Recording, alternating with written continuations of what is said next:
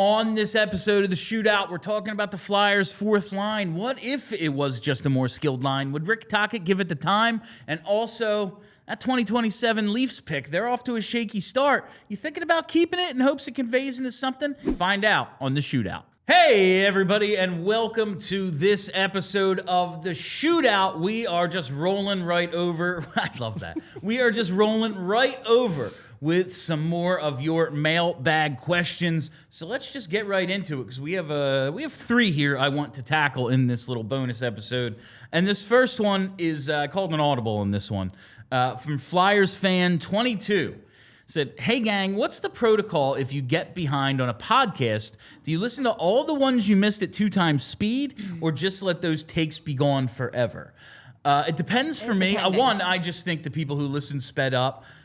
Maybe you have a much busier life than me. You only have so much time. I just think listening at the 1.5 or 2 times speed is insane. It is bad. Yeah, I don't like it. A sports podcast, like the daily ones, like Marek and stuff, like... If I miss one, I miss one. Mm-hmm. You know, there's a lot going on in the world. Like other shows, I will get caught up and then go back and listen to old ones. If it's like, you know, the Boy Meets World pod, I'm not really missing anything if I listen to a season 2 episode 5 years later. Sure. Yeah. Like, you know, I'll do that. But I know everyone else has different podcast interests than I do. I mostly listen to comedians, Boy Meets World, and hockey. Yeah. So how do you guys handle it? I only listen to like 3 podcasts and none of them are time sensitive. So I kind of just roll with, if I miss 3 or 4, I'll catch up on them eventually. Like I'll usually keep it in order. But since they're not really time sensitive, like I listen to like Chapo Trap House. Like I can listen to one of those episodes whenever and it doesn't really matter.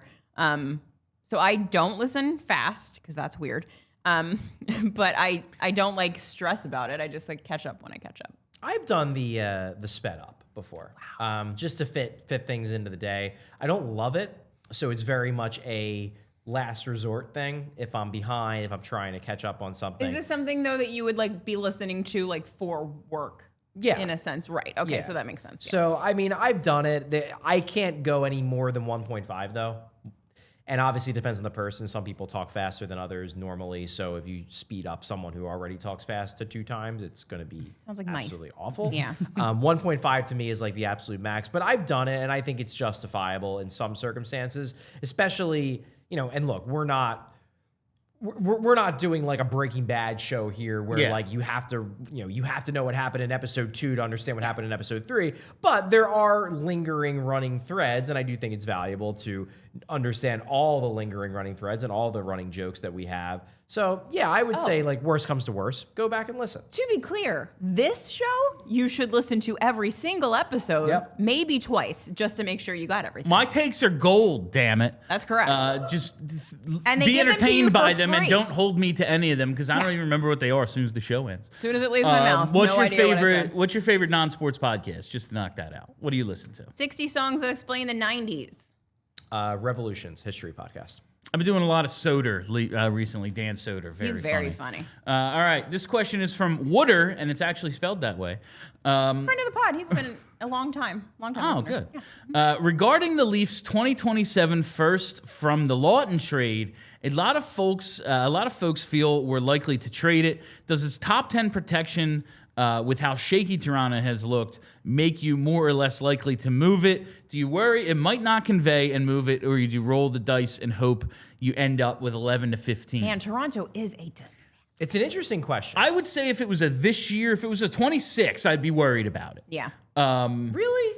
Yeah. I mean, look, I'm not saying that the Leafs are good this year, but I find it hard to believe that a team with that much talent is going to finish in the bottom 10. I'd be surprised. It would be surprising, right? But right now they have like I think it's 1 to 5 they keep it, and 6 to 15 or 6 to 10 it goes to Boston or something for Carlo, I think.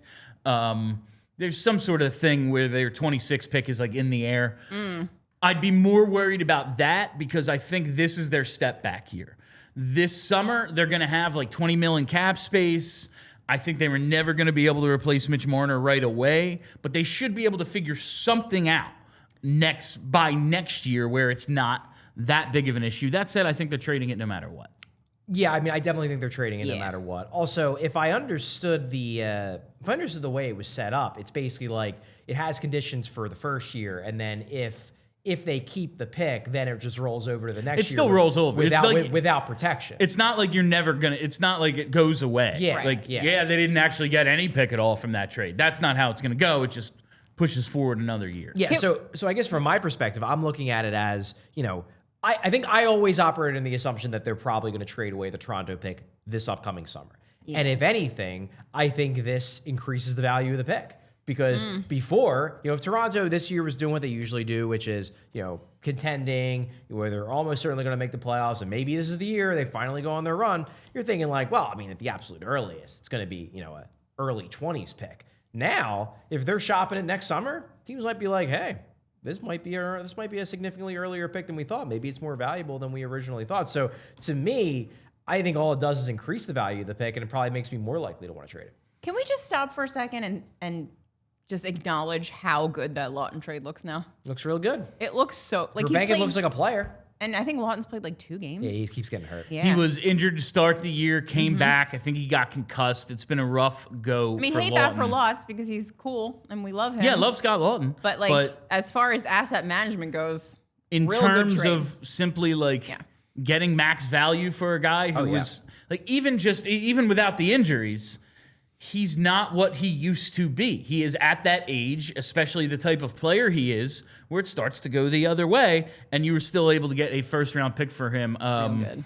Every Leafs fan that, speaking of podcasts, every Leafs fan that does a podcast I listen to, man, are they upset about what they did at the deadline last year.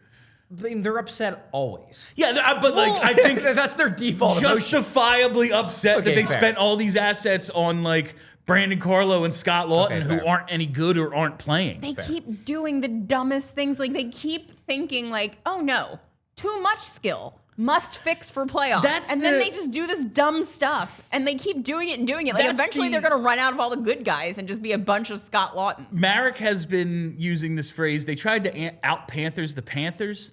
And like, unless you were going to get those guys from the Panthers, you can't. Yeah. And they all resigned. Yeah. Like, yeah, man, if you had gotten Brad Marchand, like I really thought was going to happen, one, that would be hilarious. Like him in a Leafs jersey, great.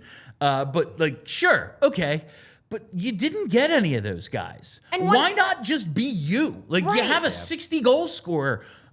I don't know, put like the best playmakers in the world around him. Yeah, that's the thing. Like, once again, the Florida players that are tough are also very good. And like, everyone keeps like putting that part aside and being like, must smash, need bigger. And it's like, no. You want a really good player. Like, you kept losing in game 7. Like, try to win that one game. Yeah, maybe win. Like, just try to win one more game. Win game 4. I don't know. That is such a funny franchise, man. Really is. They're a disaster. I know that we have no room to talk because this Flyers team they've been ridiculous, and they've been ridiculous our entire lives. Even when they were Cup contenders, they were ridiculous. Sure. But, like, man, imagine if the Eagles were insane. Matthews. Like, imagine if the Eagles were insane. That's basically what the Leafs are. Yeah. Like, it's really funny stuff. All right, last one here from Brett. It's spelled with an exclamation point, so I had to yell it. Can or should the fourth line become more skill-based? This is topical. Wild concept. Become more skill-based in hopes we see what the team has in the potential prospects, like Grebenkin, Bump, etc. Getting real consistent NHL experience to see where they fit in the future. I would enjoy that. I just don't think that this organization's ever going to feel that way about a fourth line. Not this coach. And also, I guess my concern, not my concern, but my disagreement with the underlying sentiment behind that question is, like, Grebenkin is being used on the fourth line. Now, you might be frustrated that he's not playing every game because they like to play Delorier sometimes, but, like, he is, like, this is how you get a more skilled fourth line. You get guys who play a fourth line style but are more skilled. Like, that was the concept behind drafting Shane Van Sage, trading for Nikita Grebenkin. Even Rodrigo Abels, who like has not been very good this year, he, I would say, made the team because he made some skilled plays in preseason. Yes. Like, yes, the sticking point for a lot of people until he's gone is going to be Nick Delorier. It's going to be as long as you have Nick Deslauriers on your roster, you cannot convince anyone that the Flyers have turned over a new leaf. That said, his contract is coming up on expiring, and I'm not convinced that they're going to replace him with another heavyweight. I mean, there aren't any. Yeah, like, just are aren't they that going to big. get Ryan Reeves? He's 100. Yeah. Like, I think the idea of this question, because you're right, like they are kind of doing that, but the idea of and then playing them not as a fourth line, but as just a bottom six. Right. Like if Jet was still here, or if the center wasn't Rodrigo Abels, but even if it's Christian Dvorak, not a young guy, but definitely someone who could turn your fourth line to a line you're comfortable playing 12. I don't think, number one, I don't think the Flyers are ever going to do that. No. Number two, I don't think there are many teams that do that. No. And one of the difficulties of it is, and this is a real difficulty, is a fourth line by its nature is not going to get many minutes, and it's harder for skill guys generally Get in the flow of the game. to get in the flow of the game when they're only getting 8-9 minutes. Whereas if you're a dude whose main thing is I'm going to create energy and hit, it's a lot easier to just amp up on adrenaline on the bench, hop over and blow somebody up. And maybe this is if it is Grebenkin and Bump on the wings and they have whoever at center, like in my hypothetical, it's Jet if he's still here or whatever's going on at center.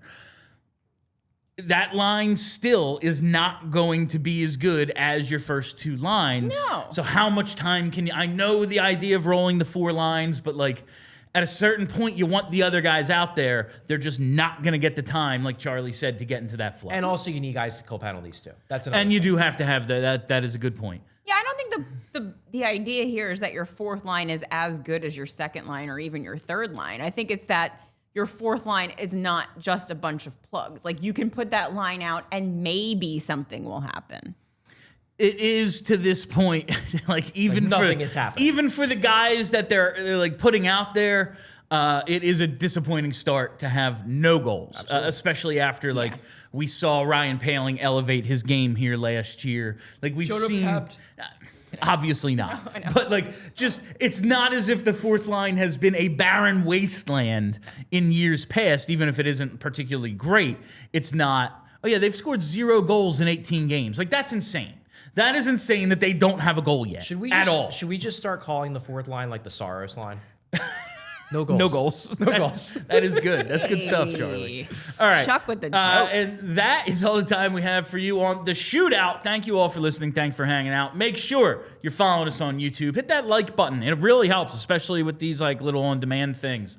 Make sure you're following us on all the socials at PHLY_Flyers and follow the pod. Search PHLY Flyers. I'm Bill. That's Charlie. That's Kelly. As always, thank you to Brenna. Be excellent to each other.